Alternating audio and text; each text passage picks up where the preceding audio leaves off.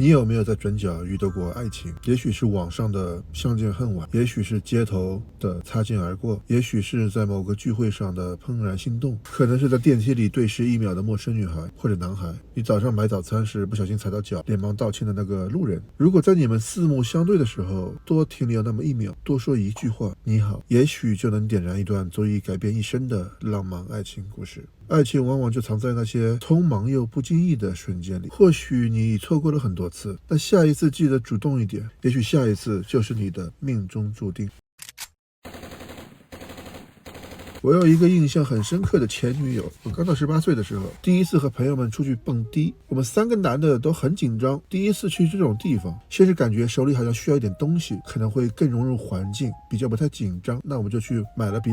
比外面贵5倍的那个啤酒，每个人手里1杯啤酒，然后就杵在那里，听着震耳欲聋的音乐，开始学着别人摇头，像小鸡啄米一样，大家都不太会扭，没人会跳舞，但是都故作镇定，表现得好像老手一样。就这样，我们慢慢的开始跟上了节奏。然后我们说，电影里人家去蹦迪都会带一个女孩走，但我们觉得每一个人必须今天晚上怎么样也得带一个女孩子回家。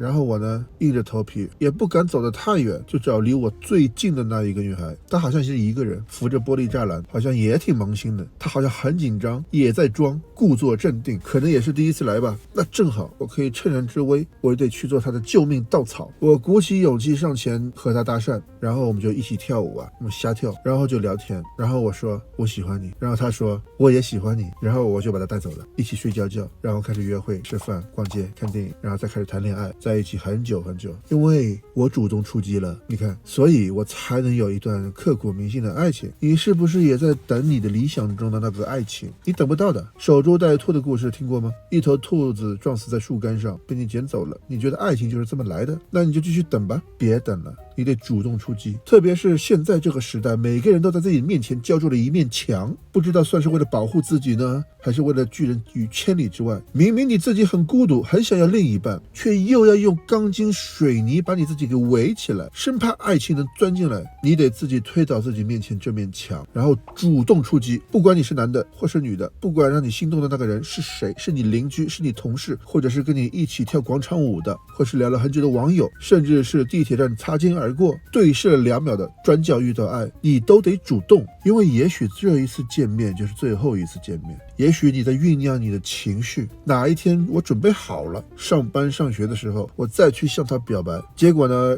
人家已经谈上了，你没逮到兔子，兔子爱上了别人。所以主动出击，要把握机会。再说另外一个故事，宋学文，一个普通人，80、90年代的一个工人，在工厂干活的小伙子，有一次他干活捡到了一根链子，这根链子呢有核辐射，谁家好人认识核辐射的东西啊？那他觉得这就是个漂亮的钥匙扣，就揣兜里了。然后半个小时之后呢，他就开始上吐下泻，几个钟头之后呢，他躺在地上爬不起来了，然后他被送去医院，他全身开始溃烂，到医院一查，核辐射中毒，差点就没抢救回来。后来救回来了，救了好几年，身体被一点一点的截肢，到最后呢，少了2条腿、1条胳膊，另一只手呢，只剩下1根手指，是不是全废了？他整个人几乎就废掉了。普通人的话，连活下去的念头都没有了吧？然后有趣的事情来了，他的父母为了让他振作起来，在家里安装了一部电话。宋学文呢，他也没有其他事情可以做，就半夜随手拨了一个陌生的号码，对面有一个女孩接起了电话。宋学文说，我今天过生日，能不能祝我生日快乐？然后女孩就说，生日快乐。电话那头的姑娘，她的名字叫阳光，杨玉环的杨。从此这个女孩就成为了宋学文生命中的阳光，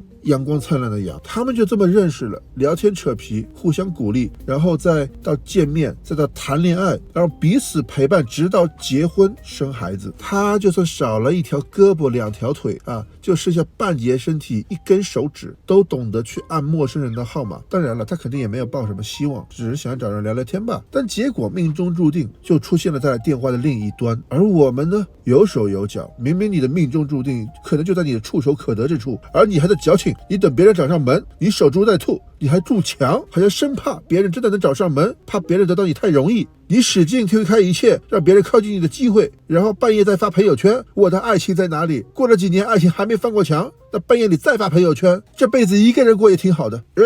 也许你的命中注定离你并不遥远，你的爱情就在转角处，而你需要做的呢，就是主动出击，逮捕它。